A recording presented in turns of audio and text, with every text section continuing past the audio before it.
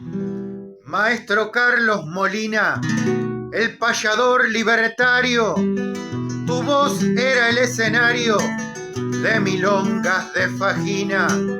La izquierda anda en limusina, la ignorancia adora un brujo, el bruto oro no sedujo, tu idea rápida y lenta no trabajó de sirvienta en los salones de lujo. Hoy vamos a hablar un poco de payadores anarquistas, ya que el día 23 de mayo vamos a estar cantándoles en un recital en Buenos Aires dedicado íntegramente a ellos. Vamos a hacer unas breves semblanzas un tanto antojadizas, más anecdóticas que históricas. Podemos empezar hablando de Luis Acosta García, payador de Dorrego, muy andador, payador anarquista, que como casi todos los payadores anarquistas pasó muchos años en la cárcel. Murió muy joven, justamente por eso, por enfermedades de la época, pero apaleado por la policía continuamente, me contaba mi maestro y mentor Jorge Alberto Socodato. Nació más o menos por 1895 y murió más o menos por 1935. Muy joven, como tantos otros. Tuve la suerte de conocer al tucumano Torres, aquí en mi pueblo, el 9 de julio, hijo de don José Torres, el gaucho Cruz, que anduvo cantando de pueblo en pueblo con Luis Acosta García, y justamente don José Torres confirma los relatos de mi maestro Socodato, que a cada pueblo que llegaban caían presos. Entonces, por sus ideas anarquistas. Entonces, don José Torres, que andaba con su familia viajando y cantando, decidió continuar camino sin el payador Luis Acosta García. Después podemos mencionar a Andrés Cepeda, eh, nacido en Bransen, también murió muy joven, también pasó casi toda su vida preso, anarquista, homosexual en aquella época, estamos hablando de comienzos del siglo XX. Las primeras grabaciones de Gardel, aunque figuran como que son de Gardel o de Gardel y Razzano, varias son de Andrés Cepeda.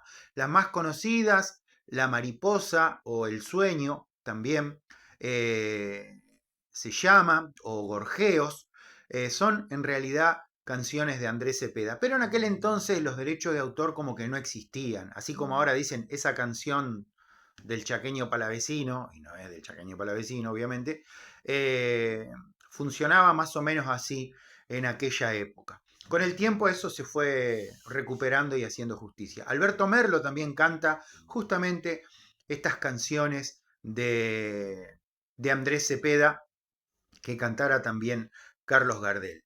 Eh, Podríamos hablar también de don Martín Castro, que llegó a hacer entablar payadas de contrapunto con Gabino Ezeiza.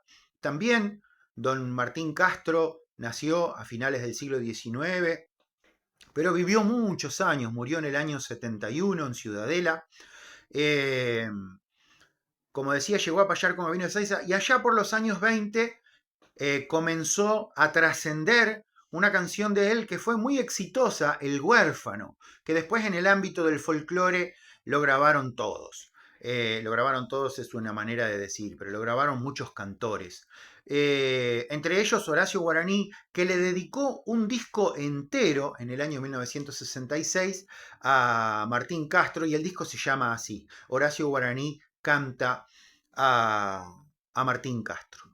Quiero mencionar a un joven payador, Aarón Juárez, a quien le mandamos un fraternal saludo, ahí por el partido de Almirante Brown vive, y que se reivindica como continuador de estos maestros payadores anarquistas. Y para terminar, vamos a hablar de Carlos Molina, como dice Juan Gelman, soy de un país donde Carlos Molina, uruguayo, anarquista y payador, fue preso en Bahía Blanca por cantarle al Che Guevara. Carlos Molina, bastante conocido por su prestigio, por su obra. Y quiero rescatar un par de historias de Carlos Molina. Bueno, esta que acabo de relatar, por ejemplo, la de haber ido preso por cantarle al Che Guevara. Luego cuentan en Montevideo, que en la época de la dictadura, de la última dictadura, digamos, supongamos que fue en la década del 70 o comienzo de los 80, en Montevideo, en el colectivo, en el ómnibus dirían en Uruguay, vio a un paisano de él que había pasado a la clandestinidad por esto de la dictadura y haciéndose el disimulado, agarró un rollo de plata que tenía en su bolsillo, se acercó al otro paisano y se la metió en el bolsillo mirando para el otro lado, haciéndose el disimulado. Yo no sé si estos payadores anarquistas tenían mucha formación o poca formación teórica.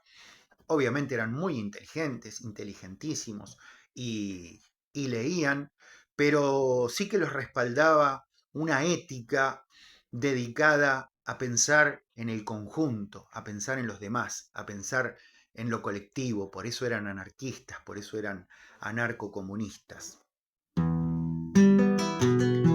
Y otra anécdota de Carlos Molina, cuando el Congreso de la Nación en Uruguay lo quiso homenajear, él rechazó este homenaje. Las corbatas del Congreso quisieron legitimarte, no era legítimo el arte de un salario, piel y hueso. Con Juan Gelman fuiste preso, tu voz no fue arrodillada, ni tu canción alquilada. Parásitos elegantes, supuestos representantes que no representan nada, sin fronteras en la flor, anarcos, mestizos, parias, milongas hereditarias de aguerrido mi menor.